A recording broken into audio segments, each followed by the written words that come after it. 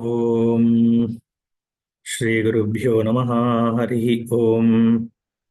सदाशिवसमारंभां शंकराचार्यमध्यमाम् अस्मदाचार्यपर्यन्तां वन्दे गुरुपरम्पराम्। श्रुतिस्मृतिपुराणानाम् आलयं करुणालयं नमामि भगवत्पादं शङ्करं लोकशङ्करं। शङ्करं शङ्कराचार्यं केशवं बादरायणं सूत्रभाष्यकृतौ वन्दे भगवन्तौ पुनः पुनः। ईश्वरो गुरुरात्मेति मूर्तिभेदविभागिने व्योमवद्व्याप्तदेहाय दक्षिणामूर्तये नमः। गुकारस्सन्धकारो वै ऋकारस्तन्निवर्तकः अन्धकारनिरोधित्वात् गुरुरित्यभिधीयते। ॐ सहना भवतु सहनौ भुनक्तु सह वीर्यङ्करवावहै तेजस्विनावधीतमस्तु मा विद्विषावहै। ॐ शान्तिः शान्तिः शान्तिः। ॐ पार्थाय प्रतिबोधितां भगवता नारायणेन स्वयं व्यासेन ग्रथितां पुराणमुनिना मध्ये महाभारतम् अद्वैतामृतवर्षिणीं भगवतीम् अष्टादशाध्यायिनीम् अम्ब त्वामनुसन्तदामि भगवद्गीते भवद्वेषिणीम्।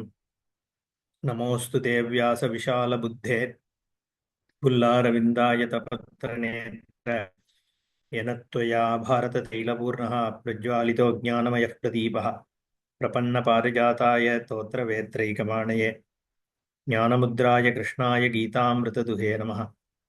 सर्वोपनिषदो गावो दोग्धा गोपालनन्दनः पार्थो वत्सः सुधीर्भोक्ता दुग्धं गीतामृतं महत्। वसुदेवसुतं देवं कंसचाणूरमर्दनं देवकी परमानन्दं कृष्णं वन्दे जगद्गुरुम्। ॐ श्रीभगवानुवाच यो मामेवमसम्मूढः जानाति पुरुषोत्तमं स सर्वविद्भजति मां सर्वभावेन भारत इति गुह्यतमं शास्त्रमिदमुक्तं मया नघ एतद्बुद्ध्वा बुद्धिमान् स्यात् कृतकृत्यश्च भारत। अथ इदानीं यथा निरुक्तम् आत्मानं यः वेद तस्य இதம் பலம் உச்சதே। அடுத்ததாக எவ்வாறு ஆத்மா இங்கே போதிக்கப்பட்டதோ அவ்வாறாக அந்த ஆத்மாவை யார் அறிந்து கொண்டாரோ அவர்களுக்கான பலமானது இவ்விடம் கூறப்படுகிறது. எங்க ஆத்மாவை பத்தி சொல்லியிருக்கு? புருஷோத்தமஹா அப்படிங்கிற இடத்துல ஆத்மாவை தான் புருஷோத்தமஹான்னு சொல்றதுன்னு சொன்னார். க்ஷரமதீதா அக்ஷராதபி உத்தமஹா அகம். அக்ஷரம் க்ஷரம் ரெண்டுத்தும் தாண்டி இருக்கக்கூடியதாகிய ஸ்வரூபம் உத்கிருஷ்டதமஹா க்ஷராக்ஷராபியாம் உத்தமத்வாத் அப்படிங்கிறதுனால புருஷஸ்ச உத்தமஹா இத்தியேவம் மாம் பக்தஜனாக விதுகு. அப்போ ஆத்மவஸ்து தான் புருஷோத்தமஹா அப்படிங்கிறது தான் இங்க சொல்லப்படுறது. அதனாலதான் ஜானாதி அப்படிங்கிற பதம் வர்றது. ஜானாத்தின்னு சொல்லும் பொழுது தெரிந்து கொள்வதால், தெரிந்து கொள்பவன் புருஷோத்தமனை மாம் புருஷோத்தமம் ஏவம் ஜானாதி. ஏவம்னா யுக்தம், இந்த மாதிரியாக, இந்த நிலையில், இந்த தன்மையினவனாக உத்தம புருஷனாகிய என்னை யார் அறிந்து கொள்கிறாரோ. இந்த ஜானாதிங்கிறதுனாலேயே அபரோக்ஷ ஞானம் தான் அங்க சொல்லப்படுறது. இது வெறும் நம்பிக்கைன்னு போனா அது ஜானாதி பதம் வராது. அப்போ நம்பிக்கையா போயிடும். அது ஒரு மான்யதா அங்க அதனால இங்க ஜானாதிங்கிறது எப்போ பாசிபிள்? ஏதோ புராணத்துல சொல்லியிருக்கிற டிஸ்கிரிப்ஷன் படி நான் நம்புறேன் அப்படிங்கிறது ஜானாதி பதத்தினால சொல்ல முடியாது. ஜானாத்தின்னு சொன்னாலே அது ஞான விஷயம்ன்றது ஆயிடுறது. ஞான விஷயமாக இருப்பதனால் இங்க ஆத்மாவாக மட்டும்தான் அங்க இருக்க முடியும். அதுதான் நம்ம ஜானாதிங்கிற பதத்தினால சொல்ல முடியும். இல்லைன்னா அது வெறும் நம்பிக்கையாக போயிடும் அப்படிங்கிறத புரிஞ்சுக்கணும். அதனால இங்க ஜானாதி, அதனால்தான் பாஷ்யக்காரர் அயம் அகம் அஸ்மி இதி ஜானாத்தின்னு போடுறார் பாஷ்யத்துல. யஹா மாம் ஈஸ்வரம் ஏதோக்த விசேஷணம் ஏவம் யதோக்தேன பிரகாரேண அசம்மூட சன்னு சம்மோக வர்ஜித சன்னு, கிளியராக அர்த்தம், எந்த விதமான குழப்பமும் இல்லாமல் யார் தெரிந்து கொள்கிறானோ அப்படிங்கிறது. அப்போ அந்த மாதிரி தெரிந்து கொள்ளும் பொழுது அவன் ஈஸ்வரனை அறிந்தவனாக ஆறான். என்னை அறிந்தவன்றதான் ஈஸ்வரனை அறிந்தவன் அப்படிங்கிறதுனால இங்க ஈஸ்வரம் மாம் அபிஜானாதி ஜானாதி. யஹா மாம் யதோக்த விசேஷனம், எவ்வாறு இங்கே என்னுடைய ஸ்வரூபம் கூறப்பட்டதோ, ஏவம் பிரகாரேன அந்த விதமாக, அசம்மூடா சம்மோக வர்ஜித சன்னு அயம் அகம் அஸ்மி, இந்த ஸ்வரூபமாக நான் இருக்கிறேன், உத்தம புருஷனாக. அந்த நானுங்கிறதாக தெரிந்து கொள், அப்பதான் அது ஜானாதி. இதம்னு தெரிஞ்சுட்டா உத்தம புருஷனை தெரிஞ்சின்றதா ஆகாது. அகமஸ்மி அயம் உத்தம புருஷகான்னு சொல்லும் பொழுதுதான் ஸ்வரூப ஜானந்தான் இங்க புருஷோத்தமம் யா ஜானாதி சஹா சர்வவிது, அவன் தான் சர்வத்தையும் தெரிஞ்சுக்கிறான்னு ஆகிறான். புருஷோத்தமனை ஒரு பர்டிகுலர் டீலிமிட்டடா பார்க்கும் பொழுது அவன் எப்படி சர்வவித்தாகிறான்? மற்றதிலிருந்து புருஷோத்தமனை பிரிச்சு தெரிஞ்சவன் ஆகிறான். பிரிச்சு தெரிஞ்சுக்கும் பொழுது சர்வத்தையும் தெரிஞ்சுட்டான் எப்படி சொல்றது? அப்போ அங்க சர்வவித்துங்கிற பதமும் இருக்கிறதுனால, அப்போ இங்க யாரு சொல்லப்படுறது?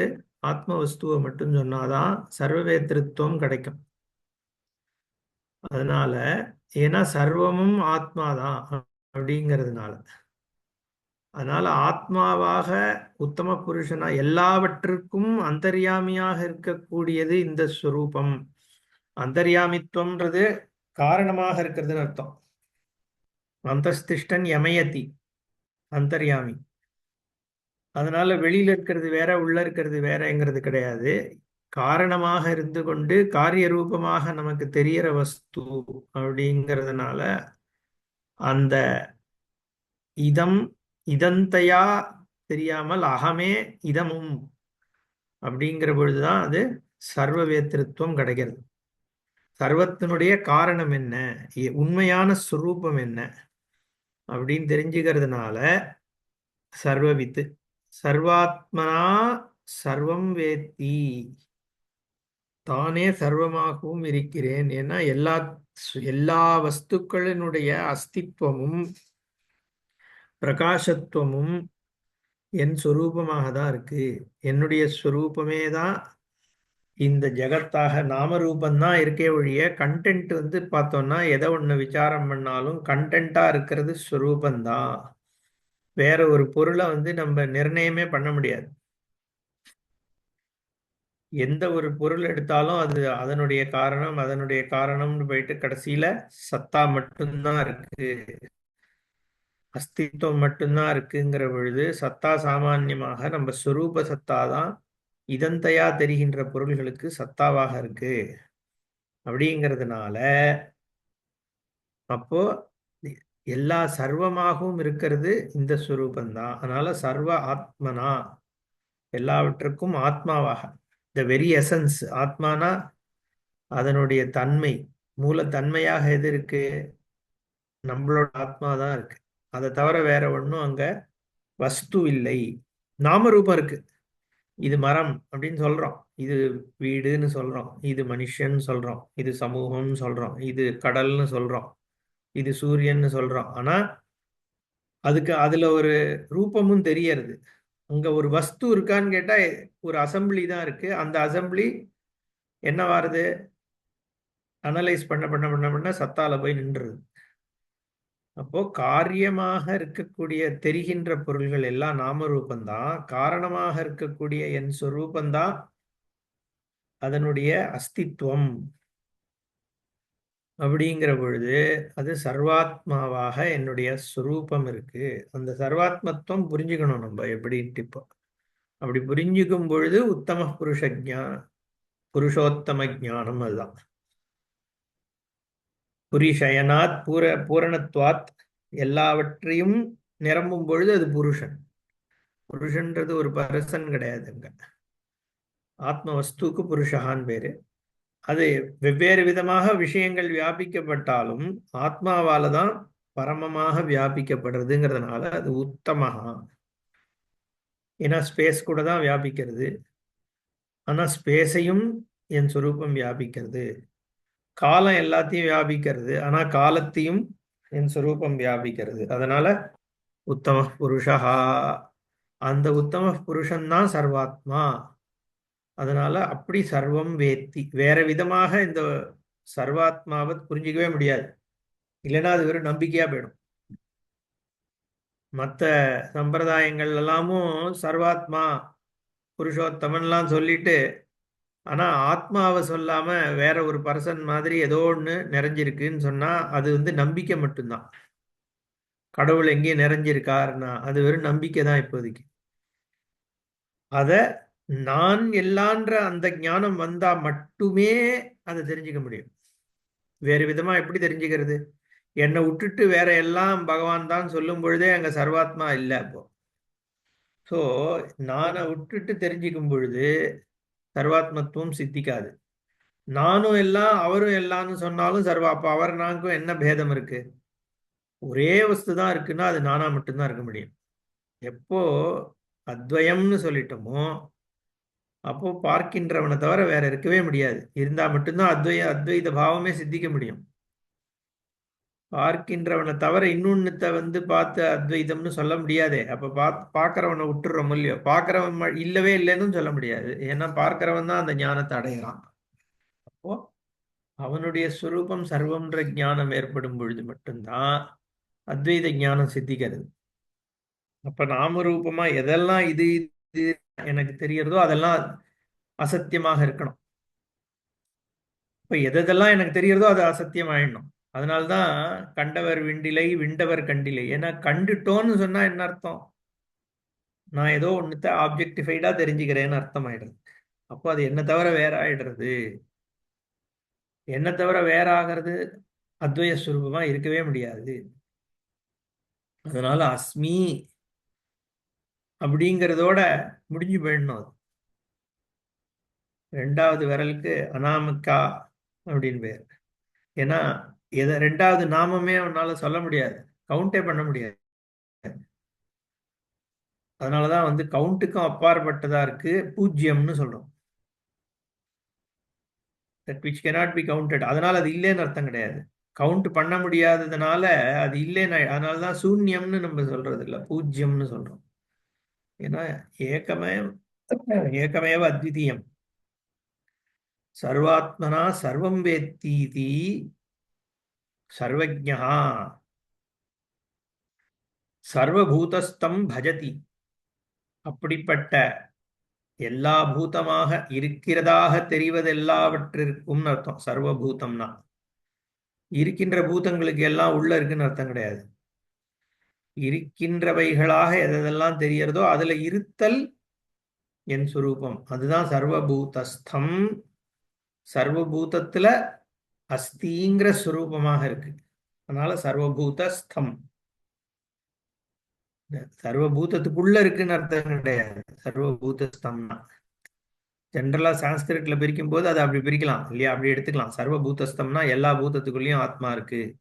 எல்லாரும் அப்படிதான் எடுத்துக்கிறா. இப்ப முக்காவாசி பேரு ஐ ஆம் consciousness, cow also has a consciousness, cat also has consciousness, therefore that consciousness which is inside every living being, that is ஆத்மா. இப்படிதான் சர்வபூதஸ்தத்தினுடைய வியாக்கியானம் நான் நார்த் முழுக்க பார்க்கிறேன். அப்படி கிடையாது. எந்த ஒரு கவ்வும் கேட்டும் இருக்கிறதாக தெரியறதோ அந்த ஞானம், இருக்கிறதா தெரிகின்ற ஞானம் இருக்கே, அந்த ஞானம் எதனால இருக்கு? உன்னுடைய பிரஜப்தினாலதான் அந்த ஞானமே ஏற்படுறது. அப்ப அதனுடைய அஸ்தித்வம் பிரஜப்தினாலதான் சித்திக்கிறதே. அப்போ அந்த பூத ரூபமாக இருக்கின்றது சத்தா உன்னுடைய பிரஜப்தி. அதுதான் சர்வபூதஸ்தம். சர்வபூத ரூபேன ஸ்திதம் யத் சத்தா தத் சத்தா சர்வஜா சர்வஸ்ச ஞஸ்ச. சர்வமாக தெரியறது வெறும் ஞப்தி தானே தெரியறது. அங்கேயும் சர்வஜகாங்கிற பொழுது எல்லாத்தையும் தெரிஞ்சுட்டான்னு அர்த்தம் கிடையாதுங்க. எல்லாமாகவும் இருக்கக்கூடிய ஞப்தி, எல்லாமாகவும் இருக்கக்கூடிய சத்தா, சத்தியம், ஞானம். சர்வஜகான்றது சர்வமாக இருக்கக்கூடிய ஞானம். சர்வபூதஸ்தம்னு சொல்லும் பொழுது சர்வமாக இருக்கக்கூடிய சத்தியம், சத்து, சித்து. பஜதி மாம், யார் அதை அறிந்து கொள்கிறாரோ, அதை ஆசிரயிக்கிறாரோ, அந்த ஞானத்தையே யார் தன்னுடைய லட்சியமாக வைத்திருக்கிறார்களோ அவர்கள் சர்வபாவேன சர்வாத்மதையா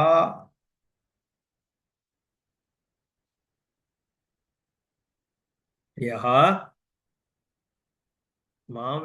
யோ மாம் ஏவம் அசம்மூடஹா ஜானாதி சர்வவித் பஜதி சஹா பஜதி. பஜதிங்கிறதா இங்க verb. சர்வபாவேன சஹா பஜதி. எல்லா விதமான ரூபங்களிலும் என்னையே அவன் ஆசிரயிக்கிறான் ஆகிறதுப்போ இல்லையா. சர்வபாவேன பஜதி மாம் சஹா, யார் ஒருவன் எல்லாமே எல்லாம் இந்த மோகமில்லாமல் என்னை இவ்வாறு தெரிகின்றானோ அவன் அனைத்தையும் தெரிந்தவனாகின்றவன் என்னை அடைகிறான். அதான் அங்க பஜதிங்கிறது இங்க அடைகிறான்னு எடுத்துக்க வேண்டியிருக்கு. பாஷ்யக்காரர் பஜதி சர்வபாவேன சர்வாத்மதையா பஜதி. பஜதிங்கிறது என்னை எல்லாமாகவும் பார்க்கிறான், அடைகிறான் அர்த்தம். அப்படிதான் இங்க பஜத்தின்னு எடுத்தாதான் இங்க அர்த்தம் வரும். இல்ல எல்லாமாகவும் என்னை உபாசிக்கிறான் அப்படின்னு எடுத்துக்கணும். ஆனா இங்க உபாசனாவை தாண்டின ஞானம் சொல்லப்படுறதுனால பஜதிங்கிறது என்னை அடைகிறான்னு தான் எடுத்துக்க வேண்டியிருக்கு. சர்வஜா சர்வவித்து முண்டகத்துல சொல்ற மாதிரி சர்வம் ஜானாதி சாமானியேன. சர்வவித்து அப்படிங்கிற பொழுது சர்வம் ஜானாதி விசேஷேன. சர்வஜா சர்வவித்து, சர்வஜ சர்வவித்து ரெண்டுமே ஈஸ்வர ஸ்வரூபம். சர்வ சர்வ வேத்ருத்வம் எப்ப வருதுன்னா ஆதினால வருது. ஏன்னா விசேஷ ஜானம் அது ஈஸ்வரனுக்கு தான் விசேஷ ஜானம் உண்டு. சர்வத்தினுடைய விசேஷ ஜானம் வேணும். இப்போ டிம்பக்டூல என்ன நடக்கிறது, இப்ப ஈரான்ல யாரு என்ன யோசிச்சுன்னு இருக்கா அப்படிங்கிற ஞானம் ஒரு ஞானிக்கு இப்ப இருக்க போறது இல்ல. ஆனா சர்வ வேத்ருத்வம்னு சொல்லக்கூடிய ஈஸ்வர உபாதிக்கு அது இருந்தாகணும். தெரிந்துக்கிறதுன்னு இல்ல, அது ரிஃப்ளெக்டிவா தெரிஞ்சுக்கிறதுன்னு இல்ல. ஈஸ்வரனுடைய உபாதி அந்த யுகபத் சர்வ வேத்ருத்வம்னு சொல்றோம் இல்லையா, அந்த மாதிரியான ஈஸ்வர உபாதி ஞானமாக இருக்கிறது சர்வ வேத்ருத்வம். அது ஞானிக்கு கிடையாது. சர்வ வேத்ருத்வம் கிடையாது, சர்வஜத்வம் இருக்கு. ஏன்னா ஞானியினுடைய உபாதியும் ஜீவ உபாதியா தானே இருக்கு.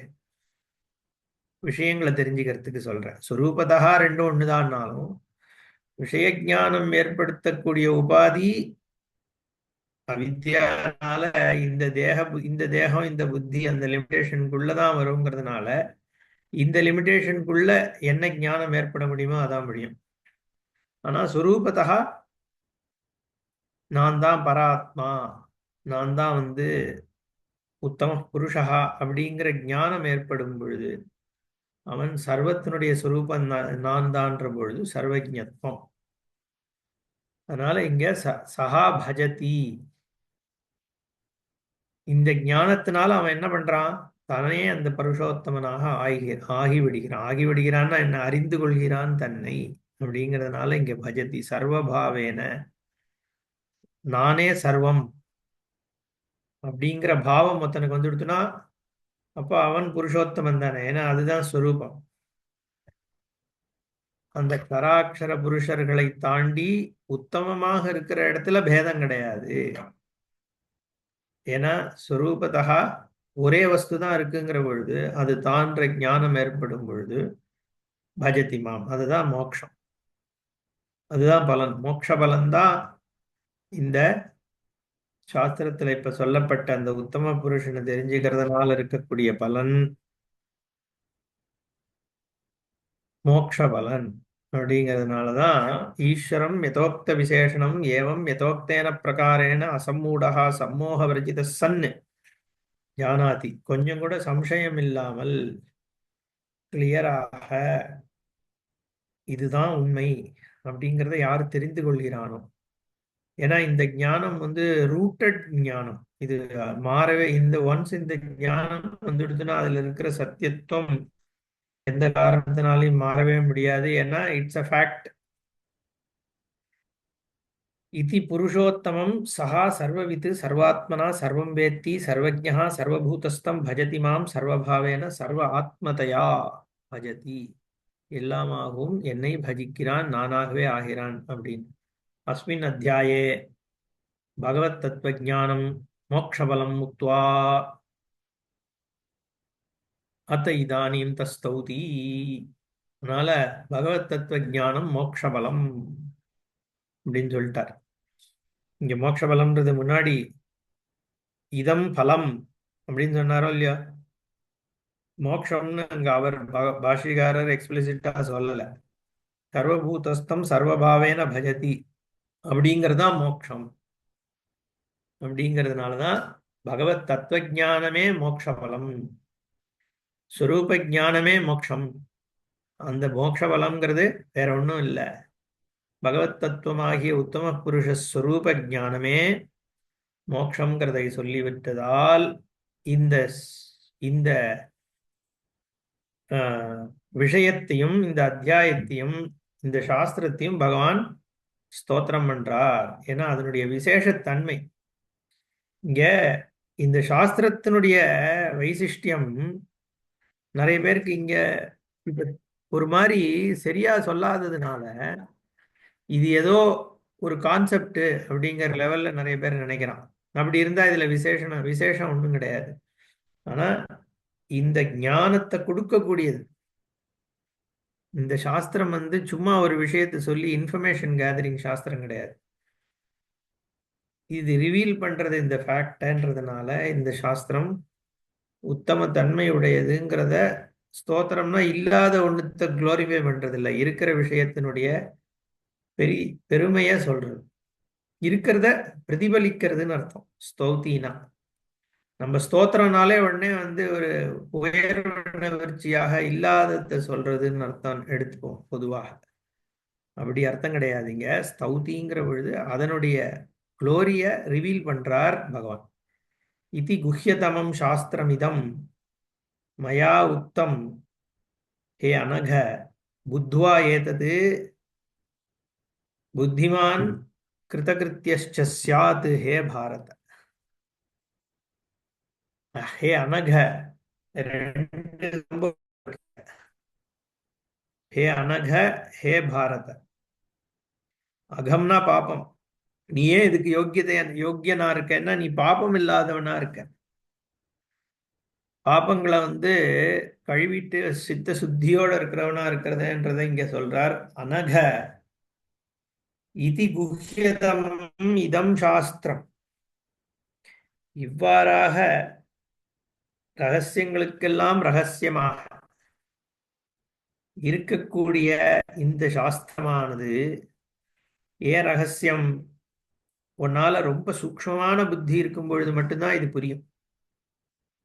ஏன்னா புதஞ்சு கிடக்கிறது உன்னுடைய சொரூபத்திலே புதஞ்சு இருக்குங்கிறதுனால நீ தேடினாலே கிடைக்காது.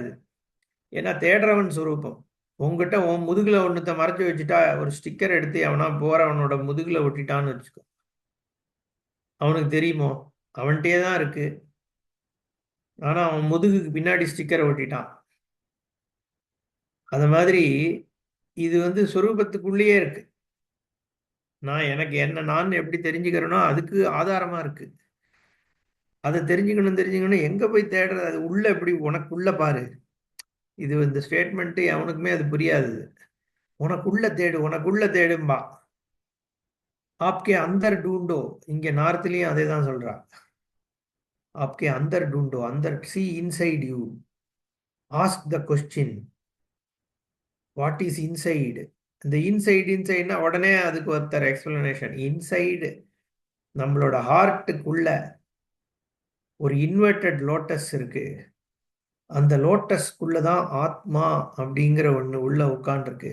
அதனாலதான் அதை நான் இங்க காமிக்கிறோம். அந்த இன்சைடு இன்சைடுன்னு சொல்லிடும் பொழுது இன்சைடை வந்து அவுட் சைடு இன்சைடுன்னு நம்ம மைண்ட் எப்படி பார்க்குது? ஆப்ஜெக்டிஃபை பண்றதுல இது வெளி, இது உள்ள அப்படின்னு ஆப்ஜெக்டிஃபைடு வேர்ல்டுல தானே பார்க்குறோம். அப்போ உள்ளேயே நம்மளால தேடி தெரிஞ்சுக்க முடியறது. உலகத்தை பொறுத்த வரைக்கும் இந்த செல்போன் இருக்கு, செல்போனுக்குள்ள சிப் இருக்கு அப்படின்னா வெளிங்கிறதும் தெரியறது, உள்ளுங்கிறதும் தெரியறது. வெளியே நகர்த்திட்டு உள்ள பார்க்க முடியாது. அப்போ உள்ள தேடுறதுங்கிறது இந்த மாதிரி ஆப்ஜெக்டிஃபை பண்ணி தேடுற உள். அதுதான் நம்ம புரிஞ்சுக்கிறோம். அப்படி கிடையாது இங்க உள்ளேங்கிறது. நான் அப்படிங்கிறத உன் புத்தியையும் அந்த கரணத்தையும் அகங்காரத்தையும் நான் எடுத்துக்கிறியே, அதுக்கு ஆதாரமாக எது இருக்குங்கிறத ரெக்கக்னைஸ் பண்ணுங்கிறது தான் அங்க உள்ள. பண்ணி பார்க்கவும் முடியாது. அகங்காரம் உனக்கு தெரியறது, புத்தி உனக்கு தெரியறது, மனசு தெரியறது, எமோஷன்ஸ் தெரியறது. அதுக்கு சாட்சியாக இருக்கிறதுனுடைய கண்டென்ட். அகைன் சாட்சி தான் அதுன்னு சொல்ல முடியாது. சாட்சின்னு சொன்னேன்னா சாட்சியத்தோடு வேறாக இருக்கிறது அதுன்னு ஆயிடும். அதனால அது வந்து என்னுடைய சுரூபம்ங்கிறது ஆப்ஜெக்டிஃபை பண்ணி தெரிய முடியாதது. அப்ப நானே இருக்கிறேன், மற்றதெல்லாம் என்னை ஆண்டி இருக்கின்றன அப்படிங்கிறத நான் எப்படி தெரிஞ்சுக்கணும்?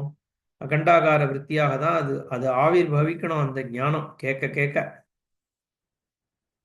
அப்போ இது குஹ்யதமம், ரொம்ப ரகசியம்பா. நீயாலாம் தெரிஞ்சுக்க முடியாது. சாஸ்திரம் ரிவீல் பண்ணணும் உனக்கு, அவ்வளவுதான். ஒரு இடத்துல இருட்டா இருக்கு, உங்ககிட்ட டார்ச் இல்லை, ஒண்ணுமே இல்லை. அந்த இடத்த எப்படி ஒரு விஷயத்தை தெரிஞ்சுப்ப? அது குஹ்யதமம் தான்.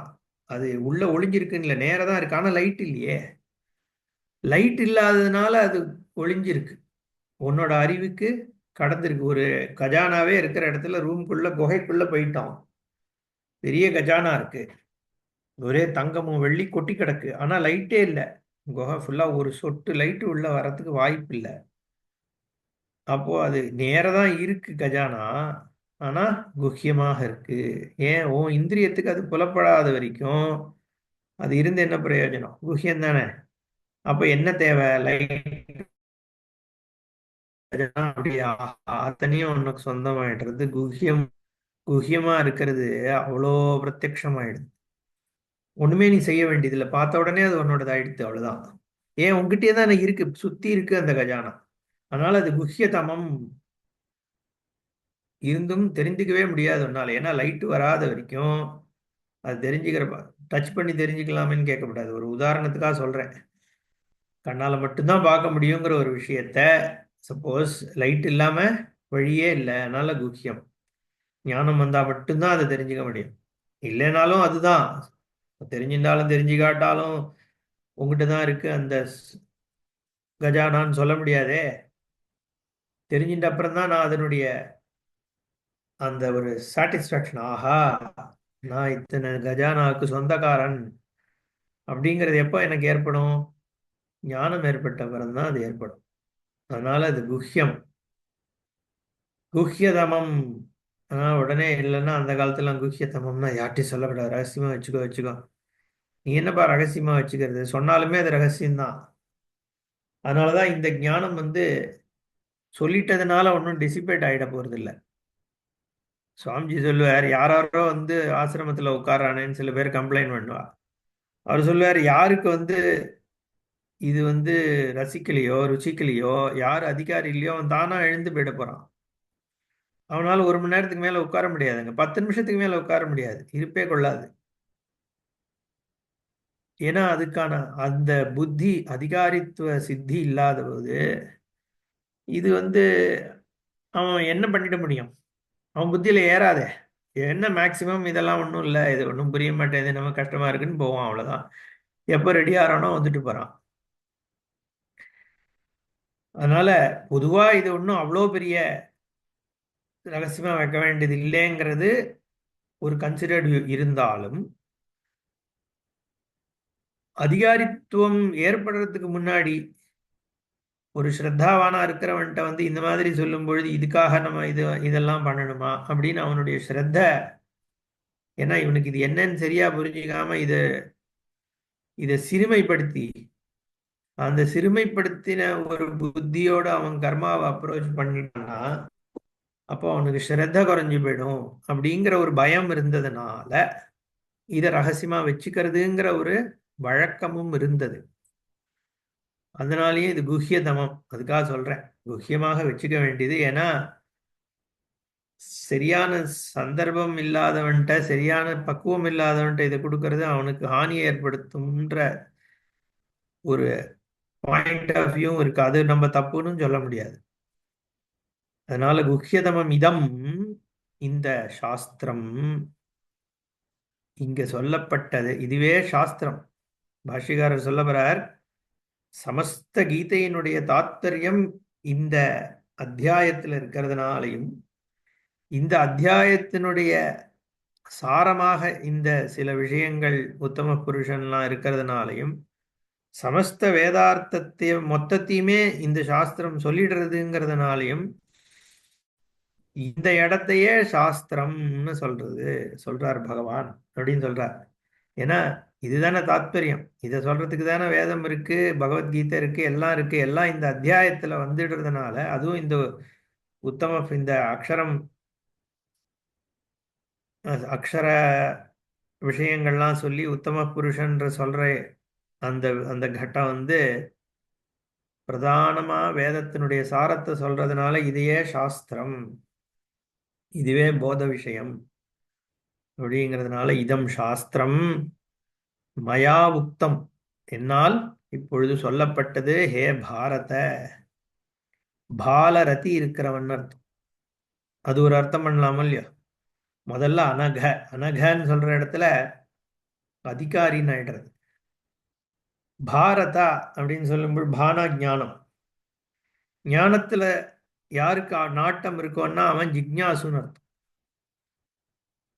அதிகாரி ஜிக்ஞாசு ரெண்டும் இதுல வந்துடுறது. அனகன் பாரதன், பரத வம்ச பிறந்தவன்றது எனிவே சாமானிய அர்த்தம். ஏதத் புத்வா, இதை தெரிந்து கொண்டு, புத்திமான் கிருதகிருத்தியச்ச ஸ்யாத், இதை தெரிஞ்சுக்கிறதுனால, புத்தினா இங்க ஞானம், போதம், ஞானத்தோடு கூடியவனாகவும், கிருதகிருத்தியன் செய்ய வேண்டியதை எல்லாம் அடைய வேண்டியதை அடைந்தவனாகவும் ஆவாய். இதுக்கப்புறம் உனக்கு செய்யறதுக்கு ஒன்றும் இருக்காது. ஜென்மா எதுக்கு ஏற்பட்டதோ அது சாஃபல்யத்தை அடைஞ்சிடுறது. அதுதான் கிருதகிருத்தியா. கிருதம் கிருத்தியம் சர்வம் கிருத்தம் ஏன, செய்ய வேண்டியவை எல்லாம் செய்யப்பட்டது ஆகிறது. ஏன்னா வாழ்க்கையில இது செய்யணும் அதை செய்யணும்னு 1008 விஷயம் இருக்கு சொல்லப்படுறது சாஸ்திரத்தினாலேயே. அதெல்லாம் எதுக்காக செய்யற? இந்த ஞானத்துக்காக தான் செய்யற. அப்ப இந்த ஞானம் வந்துடுதுன்னா அதெல்லாம் இனிமே செய்ய வேண்டியது இல்லைன்றதுனால கிருத்தம் சியாத். அதனால்தான் தஸ்ய காரியம்னு வித்தியதேன்னு சொல்றார் ஒரு இடத்துல பகவான். செய்ய வேண்டியது ஒண்ணும் இல்லை.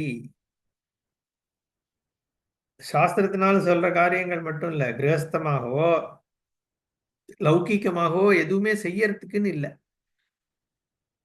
அவன் இந்த ஞானம் அக்கம்ப்ளிஷ் பண்ணும் பொழுதே அவன் தர்மார்த்த காமங்களை அக்கம்ப்ளிஷ் பண்ணிடுறான். எல்லாம் அக்கம்ப்ளிஷ் எதுக்காக பண்ணணும் ஒருத்தன்? அதனாலதான் அவனுக்கு சந்நியாசத்துலதான் அதிகாரத்துவம்னு சொல்றார் பாஷ்யக்காரர்.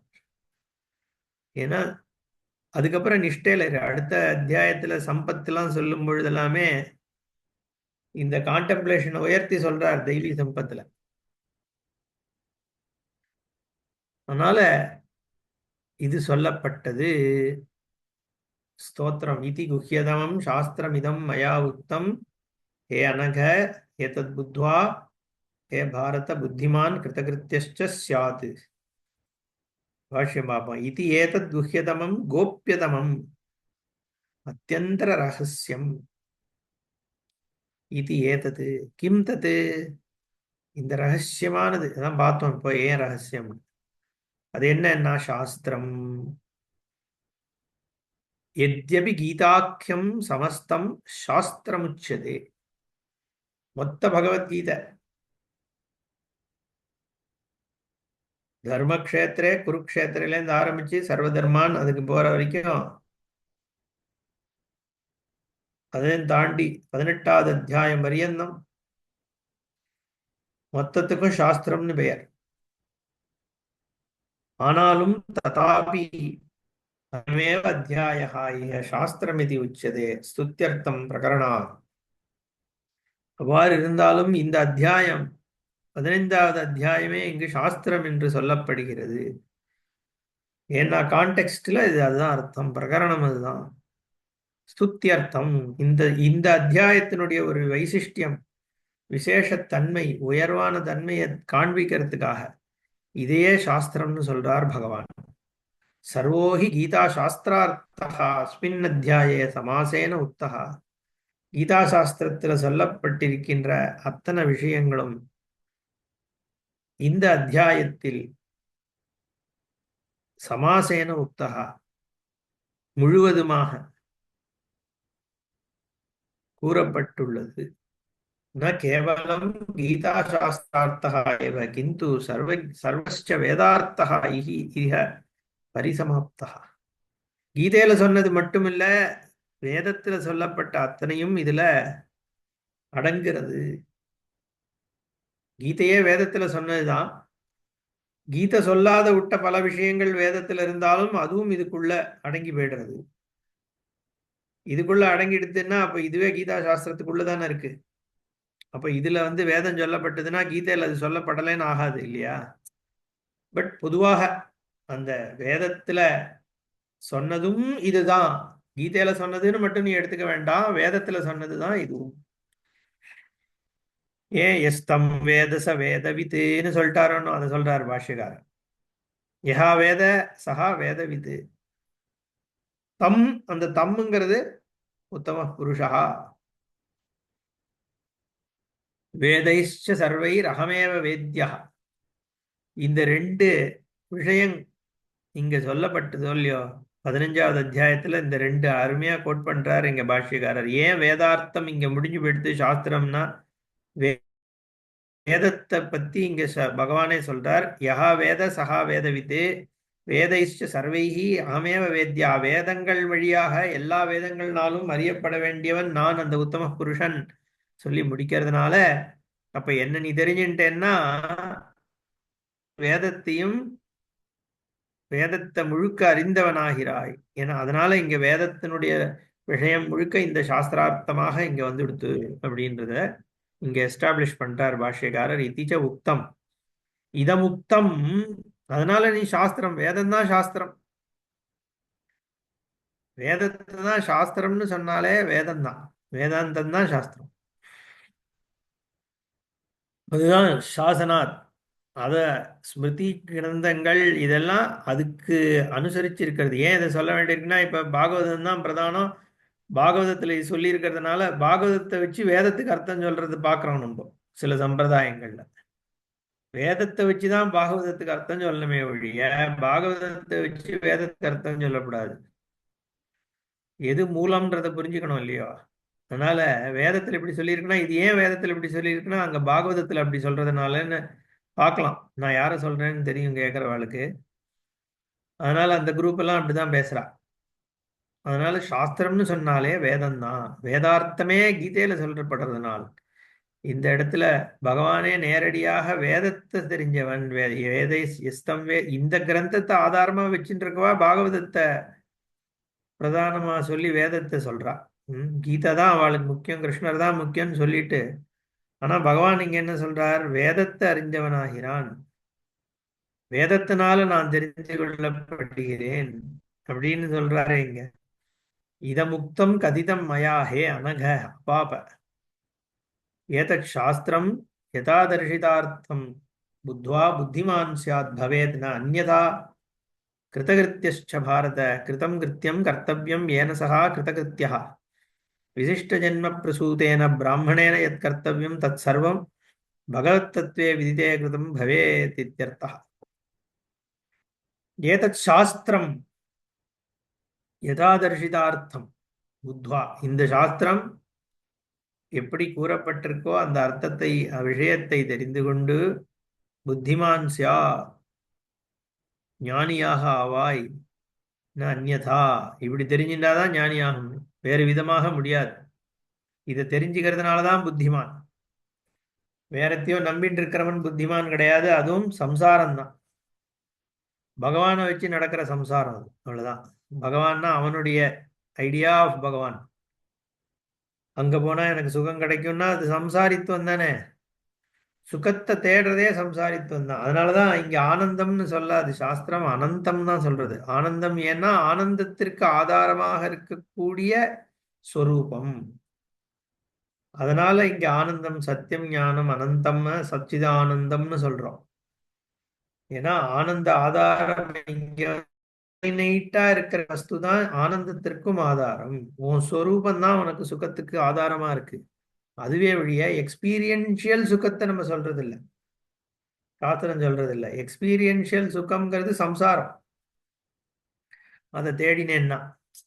அப்போ வைகுண்டத்துக்கு போனாலோ கைலாசத்துக்கு போனாலோ கோலோக பிருந்தாவனத்துக்கு போனா நான் சுகமா இருக்கலாம், என் தேகத்துல க்ஷயவிருத்தி இருக்காது, அதனால நான் எப்பவும் சந்தோஷமா இருக்கலாம்ன்றத ஒரு ஹேத்துவா வச்சுட்டு சொர்க்கத்தையோ இந்த லோகங்களை தேடினால் அதுவும் சாம்சாரிக்கத்துக்குள்ளதான் வர்றது. அதனால அது புத்திமத்தா கிடையாது.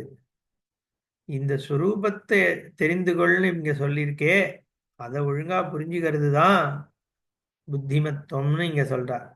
நான் அந்யதா அதுக்காக சொல்றேன். அந்யதா அப்ப என்னவா வருது? லௌகிகமாக நீ எதெல்லாம் தேடினாலும் புத்திமத்துவம் கிடையாது. கிருதகிருத்தியஸ்ச, கிருதம் கிருத்தியம் கர்த்தவியம் ஏன, எதெல்லாம் செய்ய வேணுமோ அதை செய்தவனாகிறான், அவனே கிருதகிருத்தியன். இங்கே ஆட் பண்றார் பாஷ்யக்காரர், விசிஷ்ட ஜென்ம பிரசூத்தேன, விசேஷ ஜென்மம் அடைந்தவனாக, பிராமணேன. பிராமணேனன்னு இங்க சொல்லும் பொழுது யாருக்கு சொல்றார்? அர்ஜுனனுக்கு தானே சொல்றார். அப்போ அர்ஜுனன் ஜாதி பிராமணனா, பிறப்பினால் இருக்கக்கூடிய பிராமணன் இல்லையே. அப்போ பிராமணேனன்னு இங்க சொல்லும் பொழுது பிரம்ம ஜானத்தை ஆசிரியிக்கிறவன் ஆகிறது. பிரம்ம ஜானத்தை தேடுகின்றவனாக தான் அர்ஜுனன் பிராமணன் ஆகிறான். அதனால குணபிராமணன் சொல்லணும் இங்க. என் குருநாதர் சொல்லும் பொழுது அதான் சொல்லுவார், ஜாதி பிராமணன் குணபிராமணன் ரெண்டுமே நம்ம எடுத்துக்க வேண்டியிருக்கு இந்த காலத்துல. ஏன்னா குணகர்ம விபாகசகா அப்படின்னு சொல்லும் பொழுது கர்ம விபாகம் குணத்தை பேஸ் பண்ணின்னு பகவான் சொல்றார், கரெக்ட் தான். ஆனா நிர்ணயம் எப்படி பண்ணுவேன்? நிர்ணயம் இந்த இந்த குணத்தினால இவன் பிராமணன்ற நிர்ணயத்தை யாரு எப்ப பண்ணுவா? அந்த குணம் இருக்கிறவன் அந்த கர்மாவை பண்ணணுங்கிற நிர்ணயம் யாரு எப்படி பண்ண முடியும்? நம்மளே எடுத்துக்க முடியாது. நான் சத்துவகுண ஆதிக்கம் இருக்கிறவன், ரஜோகுணமா இருக்க நம்ம எடுத்துக்க முடியாது. அது எந்த ஸ்டேஜ்ல எப்போ யாரு அதை டிசைட் பண்ண போறா? ஸோ அது பிராக்டிக்கலா குணபிராமணத்துவ நிர்ணயம்னு சொல்ல முடியாது. நிர்ணயம் பண்ணி அதுக்கேற்ற மாதிரி கர்மாவை பண்றான்னு சொல்ல முடியாது. அதனால ஒரு விதமா ஜாதி பிராமணன் ஜாதி க்ஷத்திரியன் அதாவது பிறப்பு நாள் அப்படின்னு ஒன்று எடுத்துக்க வேண்டியிருக்கு. ஆனாலும் ஜாதி பிராமணத்தின் ஜாதி வர்ணத்தை தவிர குணத்தினால வர்ணம் இருக்கு அப்படிங்கிறதும் ஏத்துக்க வேண்டியிருக்கு. அதாவது ஜாதியினால க்ஷத்திரியனா பிறந்தாலும் அவன் பிரவൃத்தினாலையும் குணத்தினாலையும் பிராமணனாக முடியும்.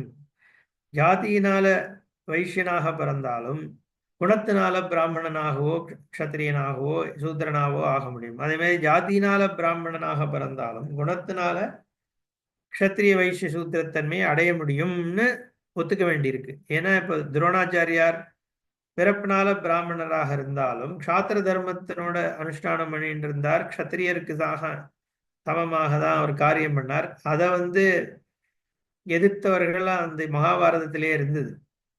அதனால பகவான் ஜாதி மகாபாரதம் ஜாதி வர்ணத்தை சொல்லலைன்னு எப்படி சொல்றான்னு எனக்கு புரியல. ஏன்னா பகவத்கீதைக்குள்ள பகவான் இந்த மாதிரி சொல்லனாலும் கூட வெளியில பல இடத்துல வருது. ஜாயத்தே வர்ணசங்கரஹா அப்படின்னு அர்ஜுனனும் சொல்றான். பகவான் ஸ்பெசிபிக்கா சொல்லனாலும் வர்ணசங்கரம்ன்ற பதம் ஏற்படுறது வந்திருக்கு. அதனால ரெண்டுமே இருக்குன்னு எடுத்துக்கிறது தான் கரெக்ட். அதுதான் வந்து என் குருநாதரோட வியூ. எப்படின்னா, ஜாதியினால வர்ணம் இருக்கு, குணத்தினாலேயும் இருக்கு. ஜாதியினால இருக்கிறவன் குணத்தினால மாறலாம் அப்படிங்கிறது போது ரெண்டுமே கரெக்டா ஆன்சர் ஆயிடுறது. இல்லைன்னா இது வந்து கான்ஸ்டன்ட் கான்ஃபிளிக்ட்ல தான் நிற்கும். மொத்தம் ஜாதி வர்ணம் தான் இருக்குன்னா, இன்னொருத்தன் குணவர்ணம் தான் இருக்கு. ஏன்னா பகவான் குணகர்ம விபாகம் தான் சொல்லியிருக்காரு. அந்த கான்ஃபிளிக்ட் தேவையே இல்லை. ஏன்னா இது சாட்டிஸ்ஃபேக்டர்லி வந்து எக்ஸ்பிளைன் பண்ணிடுறது. விசிஷ்ட ஜென்ம பிரசூத்தேன பிராமணேன இங்க அர்ஜுனனை சொல்றாரு. அதுக்காக சொல்ல வந்தேன். விசிஷ்ட ஜென்மத்தை ஏற்படுத்தி இருக்கு இவனுக்கு. ஏன்னா சாத்திரமாக சத்திரியனாகவும் பிறந்திருக்கான். அதே சமயத்துல அவனுக்கு அந்த பிரம்ம ஜானத்தினுடைய ருச்சி ஏற்படக்கூடியதா இருக்கு. அதனாலதானே எனக்கு வந்து இதுலலாம் நாட்டம் இல்லை. என்ன ஸ்ரேயோ போக்தும் பைக்ஷ்யம் அபி இஹலோகேன சந்நியாச தர்மத்தை எடுத்துக்கிறதுக்கு உத்வேகம் இருக்கிறவனாக இருக்கிறதுனால அவன் பிராமணன் அப்படின்னு. அதனால விசிஷ்ட ஜென்ம பிரசூதேன பிராமணேன எத் கர்த்தவியம், அந்த ஒரு அதிகாரித்துவத்தோடு ஒருத்தன் பிறந்திருக்கான்னா அவன் என்ன செய்யணும்னு இருக்கு. அவனுடைய குணத்திற்கு ஏத்த மாதிரியாக, ஜாதிக்கு ஏத்த மாதிரியும் குணத்திற்கு ஏத்த மாதிரியும் என்ன செய்யணும்னு இருக்கோ சர்வம் பகவத் தத்துவே விதிதே கிருதம். அப்போ அவனுக்கு பகவத் தத்துவம் அறியறதுனால செஞ்சதாக ஆகிறது. இது ஏன் பிராமணேன க்ஷத்ரியேன வைசியேனன்னு சொல்லியிருக்கலாமே. அந்தந்த வர்ணத்துல இருக்கவர்கள் எதை செய்யணுமோ அவர்கள் அதை செய்தவர்கள் ஆகிறார்கள்னா அப்ப என்ன ஆயிடுத்து, எந்த வர்ணத்துல பிறந்திருந்தாலும் அவன் ஞானத்தை ஆசிரியிச்சு ஞானி ஆகின்ற பொழுது அவன் பிராமணனாக தானே கருதப்படுறான். ஏன்னா எந்த வர்ணத்துல சத்திரியனா பிறந்தாலும் வைஷ்ணா பிறந்தாலும் சுத்திரனா பிறந்தாலும் அவன் ஞானத்தை ஆசிரியிக்கிறவன் அப்படிங்கிற ஒரு யோக்கியதாம்சம் இருக்கிறவன், அந்த குணத்தோடு இருக்கிறதுனால அவன் பிராமணன் இங்க ஆயிடுது. அதனாலதான் யார் வேணா ஞானியாலாம்ன்றும் பகவான் சொல்றார். ஸ்திரியோ வைஷ்யாஸ்ததா சூத்ராகா தேவியாந்தி பராங்கதிம் அப்படின்னு எல்லாருமே மோட்சத்தை அடைய முடியும், பரகத்தியை அடைய முடியும்னு சொல்லும் பொழுது ஞான அதிகாரித்துவம் இருக்குன்றது கீதையில பகவான் சொல்றார். பிரம்மசூத்திரமும் சொல்றது. அதாவது பிரம்ம ஜிக்ஞாசான்னு சொல்லும் பொழுது சாதன சதுஷ்டய சம்பத் யாருக்கு இருக்கோ அவன் எவனா இருந்தாலும் அவன் யோக்கியன் ஆகிறான் இருக்கு. இன்ஃபேக்ட் மாண்டூக்கியத்திலையும் ஒரு இடத்துல வந்து பாஷ்யக்காரர் இது யார் வேணா அடையக்கூடிய ஞானம் தான்றதையும் சொல்றார். அப்படிங்கிற பொழுது கிருத்தகிருத்தியத்துவங்கிறது வந்து எவன்லாம் ஞானியோ அவன் கிருத்தகிருத்தியம்தான். அப்படிங்கிற பொழுது ஏன் இங்க பிராமணேன கர்த்தவியம்னு சொல்றாருன்னா அப்ப எல்லாருமே முமுட்சுவாக ஆனப்புறம் பிராமணனாக கருதப்படுறான், குணபிராமணனாகன்னா எடுத்துக்க வேண்டியிருக்கு. விசிஷ்ட ஜென்ம பிரசூதேன பிராமணேன எத் கர்த்தவியம் தத் சர்வம் பகவத் தத்துவே விதிதே கிருதம் பவேத் இத்யர்த்தா. அதனால அந்த மாதிரியாக இருக்கிறவன் எல்லாவற்றையும் செய்து முடித்தவனாகிறான். நச்ச அந்யதா கர்த்தவியம் பரிசமாப்பியதே கஸ்யசித், வேறு விதமாக கர்த்தவியத்துவம் முடியாது. ஏன்? ஏன்னா அவனுடைய வாண்ட்ஸ் அவனை காரியத்தை நோக்கி டிரைவ் பண்ணும். அவித்யா காம கர்ம. அவித்யா இருக்கிற வரைக்கும் காமம் இருக்கும், காமம் இருக்கின்ற வரைக்கும் கர்மத்துல பிரவருத்தி இருக்கும். அப்போ நீயா ஆசைப்பட்டா கூட கர்த்தவியம் பரிசமாப்தி அடையாதுன்னு ஆகிறது. அதுதான் இங்க சொல்றாரு. அந்நதா பரிசமாப்பியதே கர்த்தவியம் கஸ்யஜித், யாருக்குமே அர்த்தம். அது பிராமணனா இருக்கட்டும், கத்திரியனா இருக்கட்டும், ஸ்திரீயா இருக்கட்டும், புருஷனா இருக்கட்டும், பாரினரா இருக்கட்டும், யாரா இருந்தாலும் இந்த ஞானம் வந்து பொது தானே. ஆத்ம ஞானம்ங்கிறது யாரு வந்து அதை வந்து அணை கட்ட முடியும்? இது வந்து வானம் கன்னித்தமிழும் அனைவருக்கும் பொது, அந்த மாதிரி ஏதோ ஒரு வசனம் ஒண்ணு உண்டு ஔவையார் படத்துல. அந்த மாதிரி யாருக்கு நீ கடவுளையோ ஆத்மாவையோ ஆகாசத்தையோ இன்னாருக்குன்னு வந்து நம்ம பட்டா போட்டு கொடுக்க முடியும்? இது எல்லாருக்குமான பொதுவான ஆத்மா வந்து எல்லாருக்கும் ஒரே பிரம்மங்கிற பொழுது இதுல ஒன்றும் பேதம் சொல்ல முடியாது. அதனால எப்பேற்பட்டவனாக இருந்தாலும் இப்படி ஒரு ஞானம் அடையும் பொழுதுதான் கர்த்தவியம்ங்கிறது பரிசமாப்தி அடையிறது. அவித்தியை போகிறதுனால மட்டும்தான். இல்லைன்னா எல்லாருமே சம்சாரி தான். பிராமணனா இருந்தாலும் சம்சாரி, க்ஷத்திரியனா இருந்தாலும் சம்சாரி, எல்லாம் ஒரே மாதிரி சுக துக்கத்துல உழண்டுட்டு தான் இருக்க போறான். ஏன் ஆனா விசிஷ்ட தமத்துவம் பிராமணனுக்கு சொல்ல வேண்டி இருக்குன்னா அவன் தான் ஞான அதிகாரித்துவத்தோடு இருக்கிறதுனால. பிறப்புனால என்னவாக இருந்தாலும் ஞானாதிகாரம் வரும் பொழுது அவன் பிராமணன். அதுதான் நம்ம ஐடியலா காமிக்க வேண்டியிருக்கு. ஏன்னா அவன் தான் க்ளோசஸ்ட் ஞானம். அதிகாரித்துவம் வந்துடுத்து, முமுட்சுத்துவம் வந்துடுத்து, ஜிக்ஞாசா வந்துடுத்துன்னா அவன் நெருங்கிட்டான்னு அர்த்தம். ஞானத்தை நெருங்கிட்டாங்கிற பொழுது அவனை ஒரு கோல் ஐடியலாக சொசைட்டிக்கு சொன்னாதான் மற்றவனும் அதை ஆசிரிப்பான். ஸோ ஒருத்தரை உயர்த்தி சொல்றதுங்கிறது வந்து தப்பு கிடையாது. ஏன் என்ன விதமாக பைசா ஜாஸ்தியா இருக்கிறதுனால அவன் காலில் விழுறதோ இல்ல பவர்ல இருக்கிற பாலிட்டிஷியன் காலில் விழுறதோ தான் தப்பே வழிய, சர்வத்தியாகம் பண்ணிட்டு ஆத்ம வஸ்துவே ஒண்ணு, எல்லா பூதத்திலையும் தயையோடு, பூதங்கள்ட்டையும் தயையோடு இருக்கணும் அப்படிங்கிற மாதிரியான ஒரு குணாதிசயங்களை ஒரு ஆசிரியமா வச்சுட்டு ஒரு லட்சியமா வச்சுட்டு இருக்கிறவனை உயர்த்தி காமிச்சு சொசைட்டிக்கு அவனை ஐடியலா காமிக்கிறது எப்படி தப்பாகும்? மற்றவனை திருத்தறதுக்கு, மற்றவனை நல்வழிக்கு கொண்டு வரத்துக்கு அது தேவைப்படுது. இதை போய் ஒரு பெரிய பாலிடிக்ஸ் ஆக்கிண்டு அவன் மட்டும் என்ன உயர்வு என்ன? அது நீ அவனுக்கு ஃபேவர் பண்றதுக்காக உயர்வை சொல்லலை. நீயும் அதை லட்சியமாக்கிக்கோ. அப்படிங்கிறத உனக்கு பண்ணணும்னா இருந்துதான் ஆகணும். ஹீரோஸ் வந்து இப்போ ஏன் ராமரை ஹீரோவா காமிக்கிறோம்னா ராமரனுடைய அந்த தர்ம விஷயங்கள் உனக்கு உனக்கு அந்த விஷயத்துல ருச்சி வரணுங்கிறதுக்காக ஹீரோவாக்குறது. நம்ம நாடு முழுக்கவே ராமர் தான் ஹீரோவா இருந்தார், இன்க்ளூடிங் தமிழ்நாடு. எனக்கே ஞாபகம் இருக்கு, அந்த காலத்துல லவகுச்சா தெருக்கூத்தெல்லாம் நடக்கும் கிராமங்கள்லாம், நானே பார்த்துருக்கேன் குழந்தையில. இப்ப ராமர் வந்து நார்த் இந்தியன் கடவுள்ன்றான். அந்த தெருக்கூத்து வந்து எல்லாம் அங்க லோக்கல்ல இருக்கிற ஆட்கள் தான் பண்ணி பண்ணுவாங்க. எல்லா கம்யூனிட்டில இருந்தும் இருப்பான் மக்கள். அதுல வந்து தர்ம விஷயங்கள் தான் சொல்லப்பட்டது.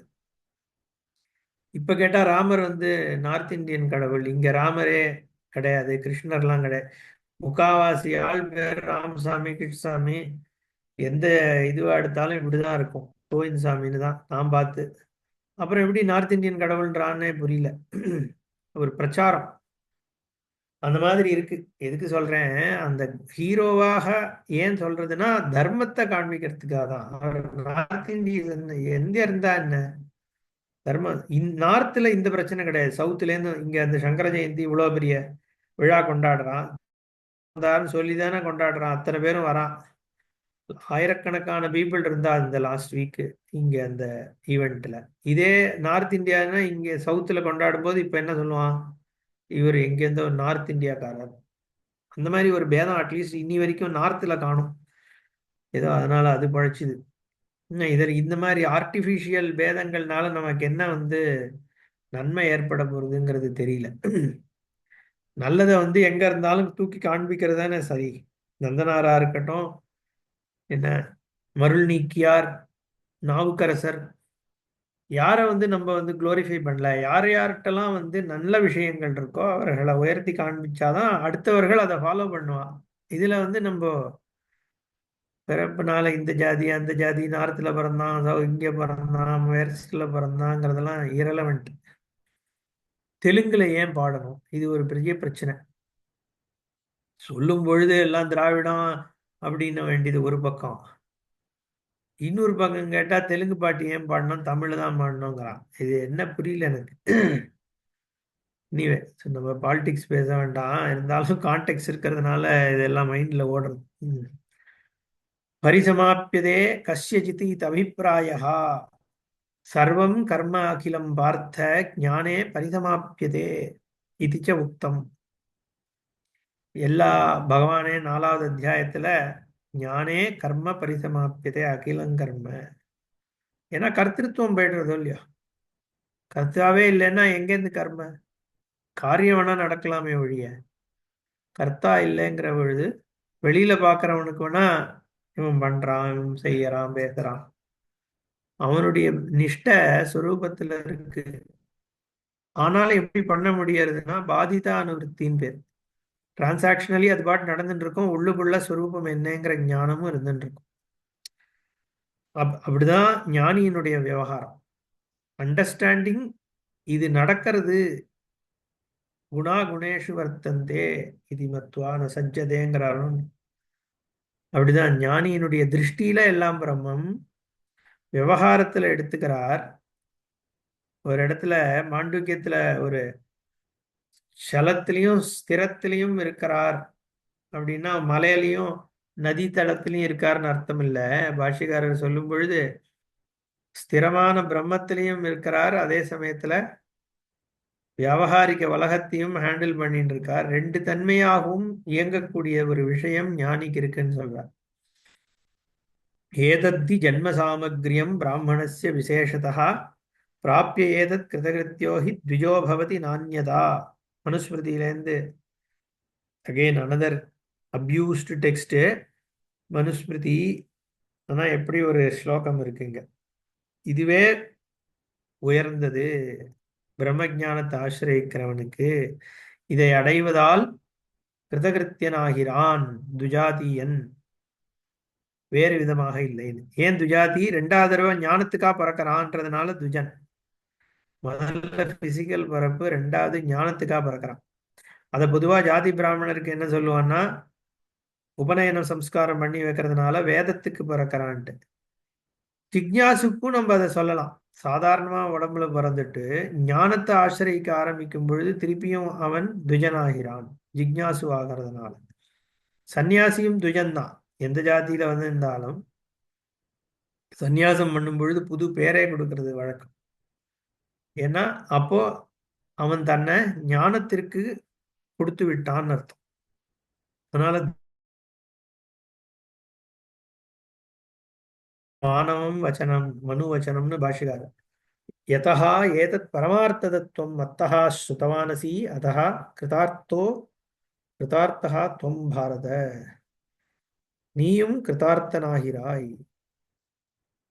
ஏன்? பரமார்த்த தத்துவத்தை நீ கேட்டதுனால, நம்பலாமோ அதை படிச்சதுனால கிருதார்த்தர்கள் ஆகிறோம். இது ஸ்ரீமத் பரமஹம்ச பரிவிராஜகாச்சாரியஸ்ய ஸ்ரீகோவிந்த பகவத் பூஜ்யபாத சிஷ்யஸ்ய ஸ்ரீமத் சங்கர பகவதः கிருதௌ ஸ்ரீமத் பகவத்கீதா பாஷ்யே பஞ்சதசோத்தியாய அப்படின்னு 15வது அத்தியாயம் முடியுது. அத ஷோடசோத்தியாய.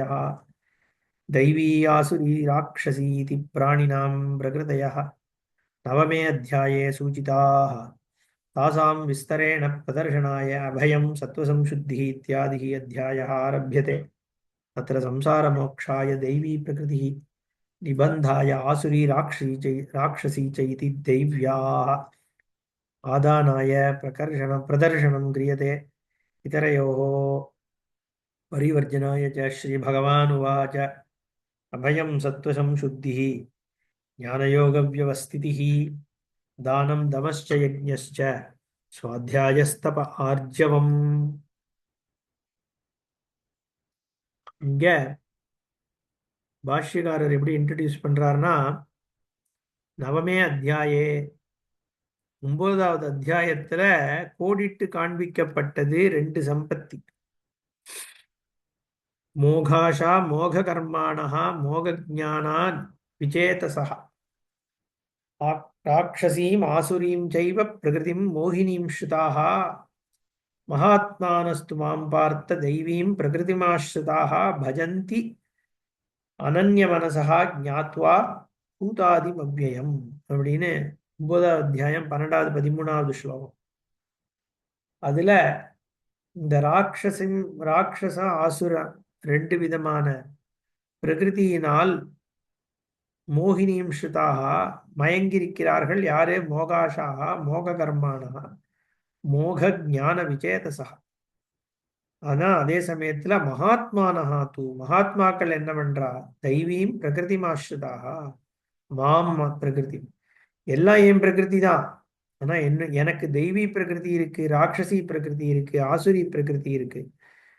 மகாத்மான்கள் ஜிக்ஞாசுக்கள் முமுட்சுக்கள் என்ன பண்றா?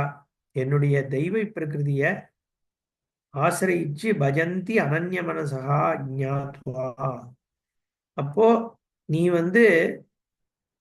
ஞானத்தை அடையணும்னா இந்த தெய்வீ பிரகிருதிய ஆசிரிyi.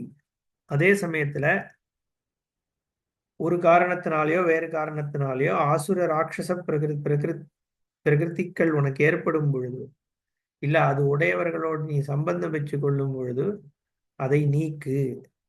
ஆனா அப்ப எது எனக்கு தெய்வீ பிரகிருதி, ஆசுர பிரகிருதி, ராட்சச பிரகிருதின்னு எப்படி தெரிஞ்சுக்கிறது? அதை நான் இங்க சொல்றேன் அப்படின்னு பகவான் இந்த பிரகிருதிகளை பத்தி இங்க பேச ஆரம்பிக்கிறார். அப்படியாக இந்த 16வது அத்தியாயம் 3 விதமான பிரகிருதிகளினுடைய தன்மையை சொல்றது. அதை நம்ம போக போக பார்ப்போம். பூர்ணமத பூர்ணமிதம் பூர்ணாத் பூர்ணமுதட்சதே பூர்ணஸ்ய பூர்ணமாதாய பூர்ணமேவாவசிஷ்யதே. ஓம் சாந்தி ஷாந்தி ஷாந்தி. ஹரிஹி ஓம் ஸ்ரீ குருभ्यो நமः. ஹரிஹி ஓம்.